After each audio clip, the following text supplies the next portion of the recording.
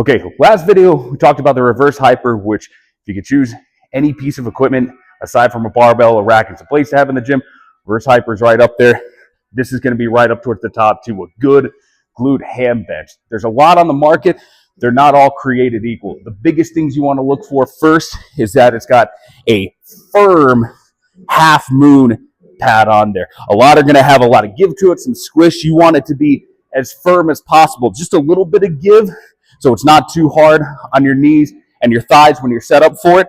But if there's too much give, you're not going to have any leverage. So make sure it's got a firm half moon pad. Ideally, a little bit of a forward angle as well. Rather than the bottom of the pad being parallel, a little bit of a forward angle is going to give you a little bit more leverage when you're set up for it.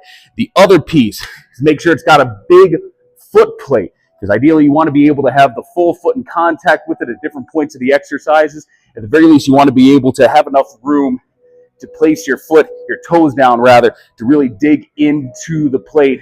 So again, that you have some leverage behind it as you execute the movement.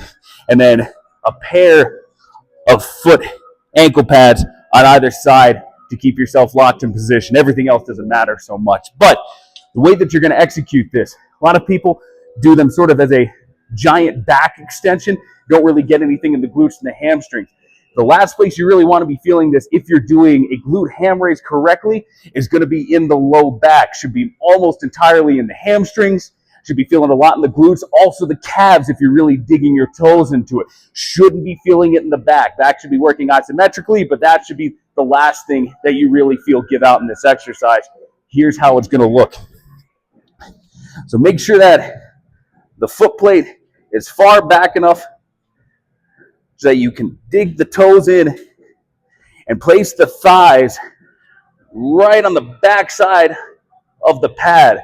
So the knee might actually be a little bit below it. If anything, you can start a little bit low, because the lower that knee is going to be, the easier it's going to be, the more you'll have support from the pad as you're executing it. If you bring it up a little bit higher, it's going to be a little bit harder. Not going to be able to drive your thighs as much into the pad when you're doing it. So start with them pretty low. Start from the top position with the toes dug in. Should be up on your toes, engaging those calves. Should have some separation between the foot plate and the heels at the start. Keep that chin tucked down. Keep the abs tight. Start with the glutes squeezed. Hold them there as you come down. The heels should actually come down into contact with the foot plate.